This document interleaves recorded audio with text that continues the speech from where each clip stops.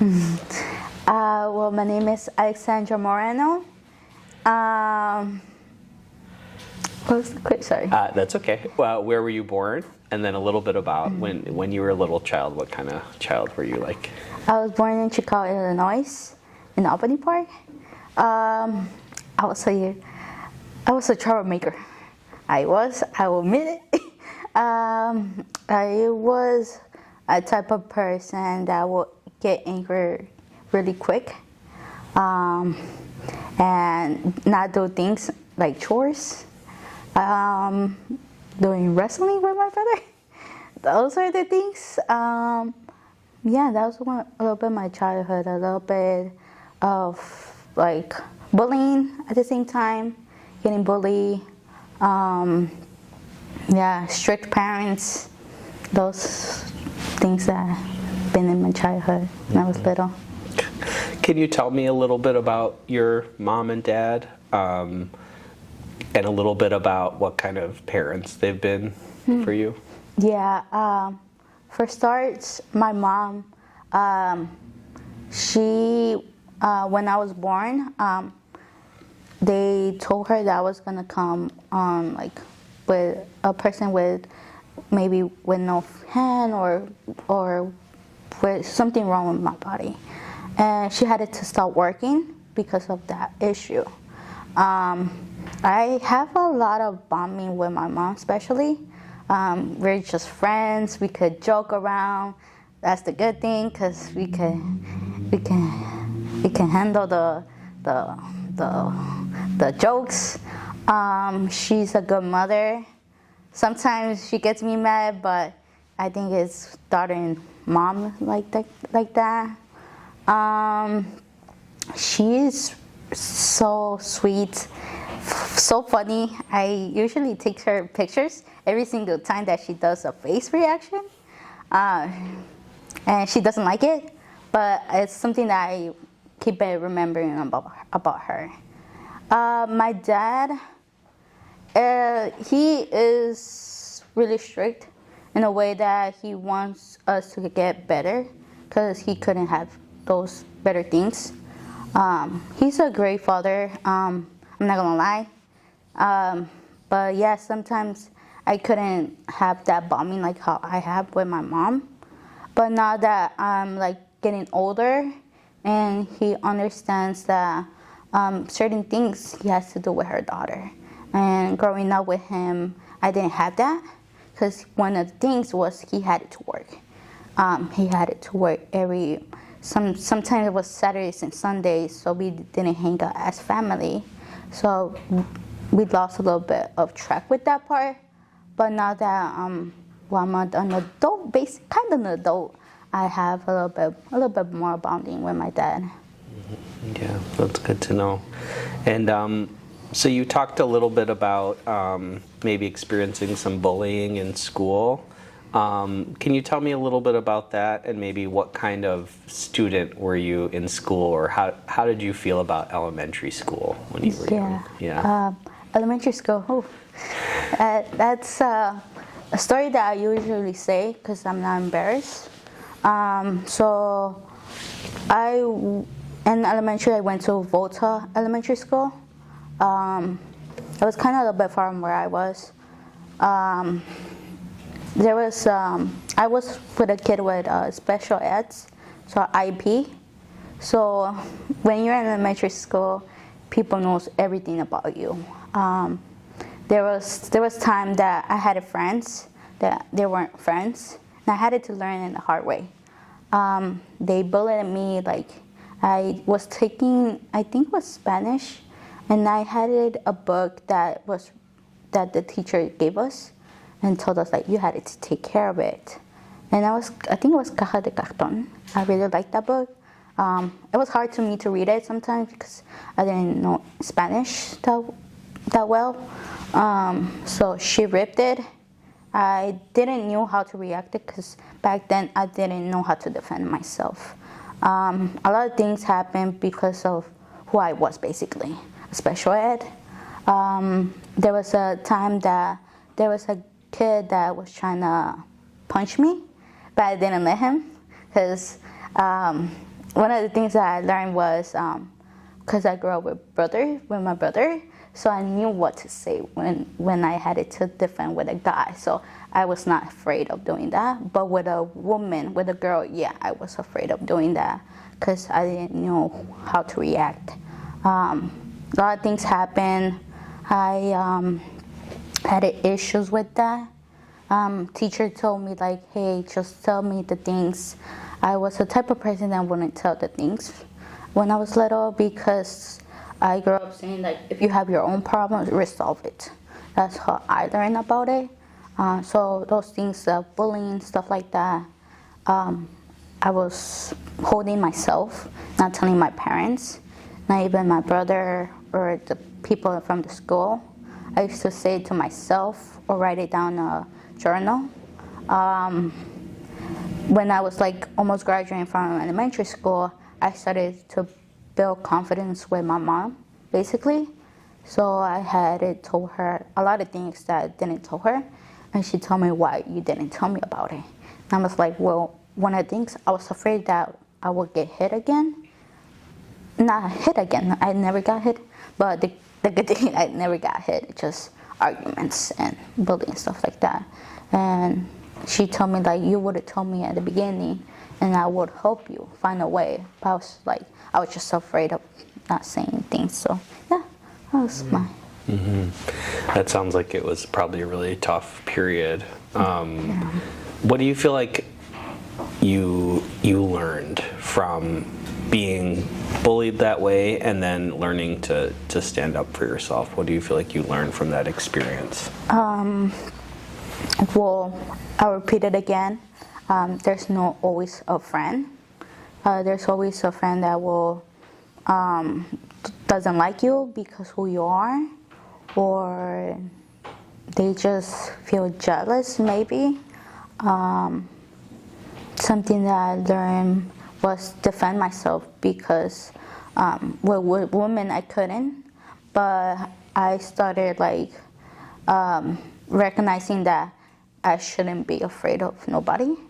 I should stand up by myself, especially if something they're trying to do with me. Because if like I learned if they punch you or they hit you, they throw you, you gotta face it.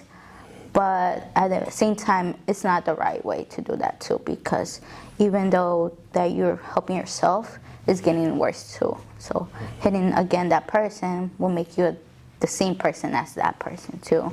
So it was hard learning those lessons, but growing up a little bit more, I understood a little bit more of how to do it. Yeah, thank you. And I know that your kind of school experiences, were probably not just the bullying. When you got to middle school and high school, can you tell me about some of the things that you enjoyed about school, if there was anything that you enjoyed about school? Middle school was kind of a little bit the same. Okay. But a little bit more of like a little bit drama. High school was completely, really different. Really different. It's based on like high school. I think I didn't have that bad experience. Was that people already had it like their own business, so they didn't care about your business sometimes. Well, sometimes too. I had friends that really were nice, really nice. I had friends that they were not born in here, so that was a good thing because they would tell me like their stories. There was a class that I took, I think it was Spanish. So the teacher said like, oh, there was a student that wants to share their stories, how they came. I felt like those type of stories, for me, it's really important, especially because my parents passed it too. I love to hear their stories, so that's why I started getting to know other students from different countries. It was really nice to have those friends because sometimes if I had problems like home, they would have told me like, oh, you should try to talk to your parents, or you should try to do this, don't do this on the wrong way. So if they had problems, I used to tell them. I used to give them advice, the same thing as they will give me. So it was really a good experience. Just one time, freshman year, they pushed me, and I didn't like it. So I didn't throw hands. I just pushed her because I didn't do what they told her, and that's what she think. And that's the thing, because when your enemy, it turns to your friend. So that happens at the end. Just about it. Teachers were really nice, basically because they knew my brother. Because where I was and where I graduated from high school, people already knew my brother too. And I already knew most of the teachers too. There's most of the teachers that were a little bit strict in a way that I think I was taking geometry. I think it was geometry. Supposedly I finished the assignment, and I told her, like, here's the assignment. And she's like, you did it wrong. And I was like, well, you showed me how to do it, so you're probably wrong. But I didn't tell her that way, but I just said it in my head. And I was like, oh, okay. And so she comes, grabs my paper, and she's like, checks it, and she's like, she comes and puts it on my table, on the desk, and she's like, it's right. I'm like, I just had a whole argument with you, and at the end you end up saying that was right, the assignment. So yeah, those memories were really nice. I took culinary cooking back then when I was my childhood. I didn't like to do chores, but when I was in high school, I had to do these type of chores, and I learned a lot of things that probably that's why I'm more like independent on my way, because on the culinary you had to do your own way. You had instructions, but you had to follow it and do it by yourself. And there was two teachers, a woman and a man. I had it for 2 years, the woman, and the last one was a man. But the man was a little bit more strict on me. And it was a good learning, because I made each year when it was Christmas or holiday, all those type of stuff, we used to bake. And I used to love that because I never knew how to do it. And I love doing pies. So I love, especially apple pie. It's my favorite one. We used to make it for teachers. We used to sell it. And the teacher said, like, you guys are the only group that have sold a lot. And we used to do cookies. I did a dish with my friend because I had it with a partner. It was with kind of like Italian. It was bread. I cut in like slices. And it was with lemon. I mixed it with those green beans. I think that's how you say it. Like those were the Chinese food that had the rice, those little green balls. So we used to mush it, and then we used to put, I don't remember what else, but those two things. And people used to love it. And I love it too, and I took it home, so I was like eating it. And that was really, really good experience. One time I burned broccoli because I was done with my friend. I was alone and I forgot. And the next day she's like, oh, they told me that the whole building was burned. And I was like, oh, it was me. You didn't came. So I was multitasking and I couldn't that day. I was just so mad that I was like, you should have came. Yeah. I was like, yeah, but good experience. Yeah. Good experience. I love high school. It sounds like you had a lot of fun in high school. Oh, yeah. So that's great. That's wonderful. So you told me that I want to turn a little bit to talk about Communities United. You told me that you joined Communities United or started participating when you were very young. how did that happen? How did you start participating in community, activities and issues when you were so young? Yeah. So basically, my brother, when he was in high school, he used to do service learning. So Communities United back then was not named like that. I think it was Albany Park something. I don't remember. It's been a long time. So they used to tell them that they were giving students to do their service learning hours. So that's how my brother got involved. And well, the person that involved my mom was in the church that we usually go. They told her about some workshops about education, basically of schools being like not having sources, and I think immigration. And that's what she's like, okay, I will sign up. And they call her like, hey, your name is Merced. Yes, okay. Would you be interested to be attending to this workshop? And at that time, she was like, well, she didn't knew it was true, or because people sometimes when they tell you, oh, there's going to be events, there's going to be sources, people tend to like ignore them because they think it's not like, how can I say it? It's not really important, or they don't need it right now. Mm-hmm. And at the end, well, they would still need it because it happens.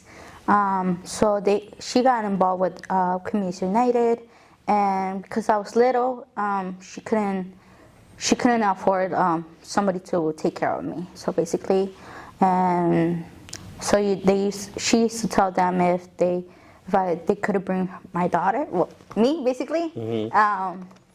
And they said like, okay, but just keep in mind that she doesn't have to make a lot of noise because we're going to be in meetings and we're going to be talking and those type of stuff. Well, back then I was a shy person. I'm still a little bit shy. So yeah, that's why I didn't have no troubles with like not being like other kids, like sometimes like, oh, mommy, I want to go home, or I want to do this, or I want to leave. No, I just be there sitting down, laying down maybe. That's why I got involved a little bit in there. I started going to marches about, I think it was education. I think it was in 2018, 19. There was no sources for teachers and students because of the budget, and we were fighting for that. So I went to marches. My first conference that I did for like asking questions was with another man, and I just had to ask him 3 questions, and from then I started being with the community, and I love helping the community, especially Latin community, because they don't know about sources or they're just afraid of getting involved a bit. Mm-hmm. What are some of the issues as you got involved? I heard you talk about education. What are some of the issues that you most cared about getting involved in? Oh, there's a lot. I think for right now, I would say immigration. It's been the most impact that I've been trying to get involved, especially because right now there was a law that we were trying to make for healthcare for all, and we did pass it, but it stopped the limit because there was a limit. So we're still fighting for that. We're trying to fight for that because the majority of undocumented people, they don't have healthcare insurance. So most of the people had it. Most of the people couldn't have it because of their incomes, or it finished and they weren't capable to get it. So I think those are one of my priorities right now, that giving that, helping the community, especially because I feel like health comes first, then job, because if you go to work, how do you want to have health if you don't have health first? So those one of my priorities right now, and yeah, I think that will be one of my first one. Thank you. Yeah, and what are some of the other issues that Communities United works on that you think are important? Oh, affordable housing. Yeah, affordable housing, especially in Albany Park. Not especially in Albany Park, the whole Chicago, Illinois. Rents has been high. Where I live in Albany Park, we headed to see that people were leaving, and especially one of my friends had to leave because of the rent. So Community United and then the staff from Community United from Albany Park was saying like, okay, so how are we going to do this? And leaders were saying, how are we going to do this? So we worked with the Alderman Roxana Rodriguez and the city. It was our first time to get involved, especially to have affordable housing in Albany Park. It was a lot of building, because sometimes there was some issues, or we had to have a way that how people will understand them. People were saying like, oh, we need affordable housing. People don't believe that's true. People say like, oh, they're just only saying that, but they're gonna hide my rent. I think it's 50 units. It's on Central Park and Lawrence, and it's called Maria Elena Cifuentes building. It was a leader that passed away from COVID. We named her that building because she was fighting for that too. It was really, really nice to have her name on the building, because it was just the community and leaders fighting for affordable housing. We're still fighting for affordable housing because we still need affordable housing. People are leaving, going to the suburb because they're saying that's more cheaper. And there was another friend that she left. She had lived for her long, long time in Albany Park, but she had to leave with her parents because they couldn't afford. And another thing, because they lost their job, so they had to find another job really far away too. So it was sadly that two of my friends left. But yeah, it's one of those things that have get involved a little bit more, because it's something that's happened me too, because the rents are getting high, and especially I live in the basement, and it's really high, and it's 2 bedrooms, and it's really, really hard for that part too, because people with not just me having problems, but people that have like their little kids, where they're gonna take them to school. You know, kids may say like, oh, I have my friends already here, I don't want to go far away, or teenagers like, I have my whole life in here, I don't want to go to have another life. So sometimes things happen for a reason, but that's why for me, it's really important, affordable housing. Yeah, and Community United has been working with Healing Through Justice, youth, immigration, housing. I forgot. What else? Yeah, I think that's about it. If I'm missing, there's programs. We used to have woke for service learning hours, and this year there was a fellowship. It was based on youth working for summer. So I worked for them for 2 years.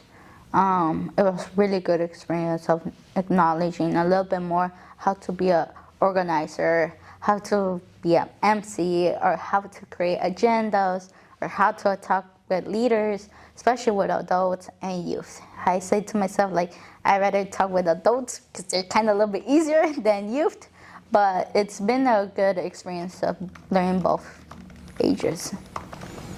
Yeah, that's interesting that you've gone through so much training, organizer training, and so I have a question. You know, like with issues like affordable housing or immigration, a lot of people will say, no, we're never going to be able to change anything. So why even try? We don't have any power. We're never going to change anything. How do you respond to people who say that?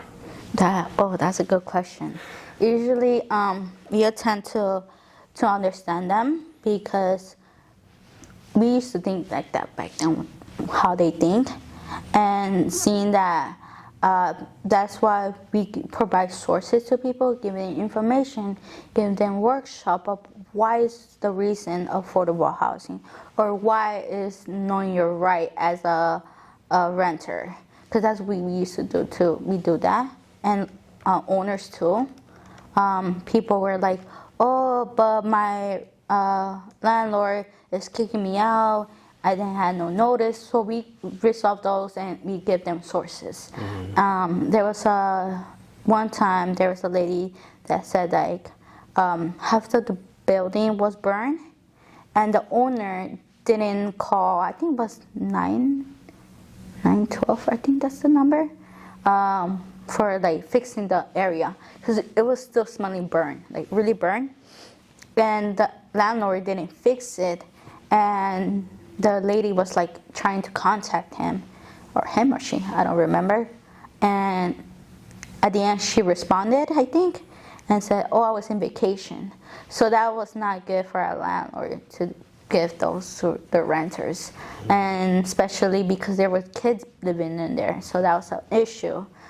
We usually give those testimonies, we share it out to the people that they think about that. Like you said, like they think that it's not good, or it's not good for affordable housing, it's not good for immigration. So we grab those testimonies and share it out to those people that they're not really informed, that they think that it's not necessary and they're not gonna get help. But we're still fighting for a lot of things, and it's not like something that goes this quick. It takes a process. Most of the people don't understand that too, because it takes a process.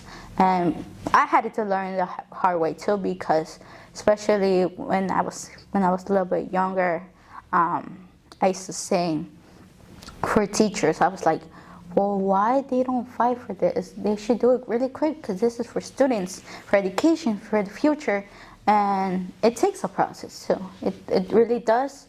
And I feel like people don't recognize those steps, because it's hard to talk to whoever is the most powerful person, because that's how you have to resolve it, with the person that has powers. Even though that for us with Community United, they have told us like, you guys have the power because you are the leaders. You're the leaders. You have the voice every single time that you guys give a testimony. You're the voice of the people. So that's why we attempt to share this to the people too. Yeah, that's really important, and yeah, that change, it's not easy. Like you said, it takes a long time. Can I ask, following up on that, what are some of the in all these years of organizing and doing community advocacy, what are some of like your favorite memories or your biggest victories or things you're the most proud of, whether they're big or small? I think would be having back kids having jobs for summer. I think that was really great, especially for youth to learn about what's their community, especially because youth, they try to not get involved with this because they're like, how adults says, like, well, but that will benefit me. So I love working with youth. It was hard at the same time at the beginning, but I think one of my goals was like trying to understand them and see like what could help them in the future. So there was a young lady I was working with as a youth mentor at Roosevelt High School. So I was with another two. There was one adult and one at my age, kind of. We used to tell them like, we're gonna go door knocking. We're gonna do for voting, for people to go to vote. And youth were saying like, what is the reason why? And we used to discuss with them like, okay, what do you think of having, for example, a law in your school? Like for a soccer or event or something that be in school related. I'm like, well, it would be good for people to vote because it's this and that. So it's the same way as how we want you guys to understand how to people go to vote, because most of the people doesn't know how to vote. People think that's not good to vote. So we encourage them to tell the people when we used to do door knocking. People are like, oh, no thanks. Sometimes they used to scream at us. And there was a time that they screamed at a teenager, and they came to me and like, Ali, you did not tell me that this is going to happen. I'm like, hey. But one of the things that we showed them was like, if they scream, if they do something, ignore them. Just continue on what you got to do. I think that was one of my goals to work with youth, because for my part was growing up was like not having those type of things, especially not getting involved with youth too, like getting involved with friends. I used to be shy, so that's why that was one of my goals, to get involved with youth and have the ability to talk with you, because the youth have voice. And people might think like, well, youth are teenagers, they don't care, but they do care, they just don't show it. And one of my other goals was that I really liked was having the ability to work kind of a little bit like a staff. At first I was like, ooh, that's a big position. And it was really great. I really like it, especially because I knew the leaders, and the leaders were like, oh, they're already older, so they understand who I was. So it was really nice to work with them, and I feel like I know them from a long time ago. And it's not like maybe a teenager might think like, oh, talking with adults, it's not my thing because they're gonna scream at me or make comments. And one of the things that I had to learn the hard way too was my dad told me like, you should get involved with adult people and telling them their stories, because that's how you're gonna learn your problems, or what things gonna happen when you're gonna grow up a little bit more. And it was really, I think I really like working like that too, and working with different organizations. I think not just only us, but there was another organization that we used to work with youth, and I think having the bonding, and because we used to have the same area where we are in Albany Park, so those building was really good, and getting to know other people, because most of the people of the organization have the same priorities as we have, not just only us, but that was a good bonding of having that part. So I really like one of those memories. And I think one of my memories was like my mom having interviews, and I used to be with her, and I remember that I was like that, I was standing like this. I was so small, and people, they used to love me because I was just so small, and I was probably sweet. Well, they used to think that I was sweet, but I don't think I was sweet. I don't think I was sweet back then. But yeah, I think one of those memories having with my mom and a lot of my leaders. I would say my leaders are my memories of all. That's great. I think I have one more question for you. So it sounds to me, I mean, it seems pretty clear that you really care about your community and you care about Albany Park, and you all are fighting to make Albany Park and, Chicago a better place to live. If you could wave a magic wand, right, and change Albany Park over the next 10 years, what would your neighborhood, how would it look different in 10 years? What would it be like? Oh, I like that question. That's a good question. Have affordable housing. That's the first one. Have a lot of center of youth. I feel like in Albany Park it does has, but it's like hidden, like really secret, and youth they don't know about it. And I love graffiti. So in our park, there's a lot of graffiti, and I think that would be great for youth to get involved those, making the culture in there. And another thing will be a little bit of like centers of adults. I think most of the spaces that where I live, there was an organization that used to help for adults for English, to show them how to learn English. And I think that's been faded a little bit more.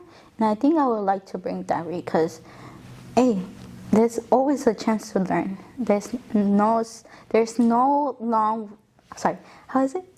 There's no time to learn. So there's always a time that you have to learn things, because I think that's who humans should be, and I think having that would be good.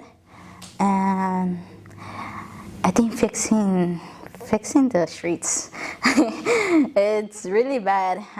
Those, and I think having cleaned the parks really clean, and having a lot of sources in the parks. 'Cause sometimes there's some parks that they're not clean.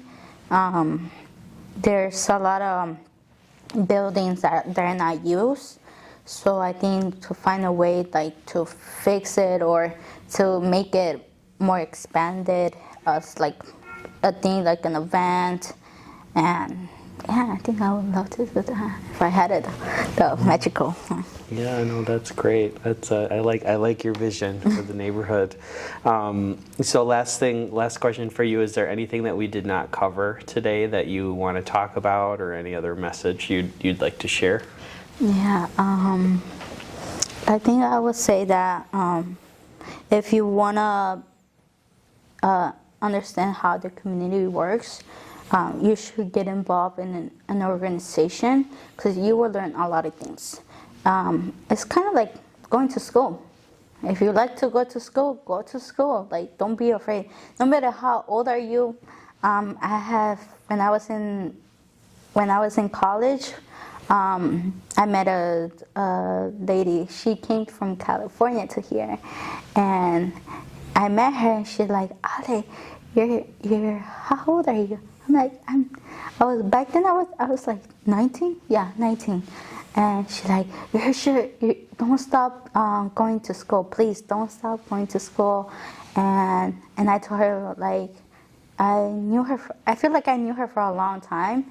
And so having the opportunity for people getting involved in my life, I think that was a great. And yeah, just those things, I would say that.